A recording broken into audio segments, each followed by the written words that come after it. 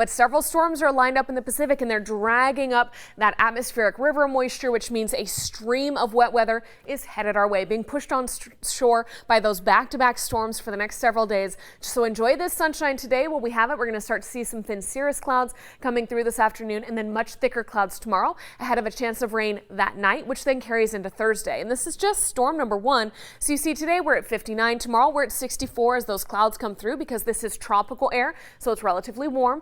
By sunset tomorrow night, we start picking up those rain chances, and then it's raining throughout the evening. Really wet, a steady to moderate and heavy rain at times overnight and on Wednesday night into Thursday for our mountains, and then some waves of rain for the Bakersfield and other valley locations through Thursday night. And then we're temporarily drying out heading into Friday before storm number 2 moves in that day heading into Saturday. But before we talk about storm number 2, this is the rain total potential for just storm number 1. This is called precipitable water. It's the potential that we have to tap into, not necessarily how much falls in the gauges. It could be about 1/4 to 1/2 inch for the valley floor, possibly 1/2 inch to even 1.5 inches at times for our mountain locations, depending on where you are. And again, that's just storm number 1. Number 2 is Friday into Saturday. Number 3, Sunday into Monday. So just like we saw earlier this month, a whole lot of rain, but it could be too much of a good thing, especially for the Kern River Valley. Your waterways are already so swollen, there's nowhere for this new rain to go. So with all of this, you see that temperatures are relatively mild, and it could lead to more flash flooding, some rock slides, mudslides, debris flows near wildfire burn scars.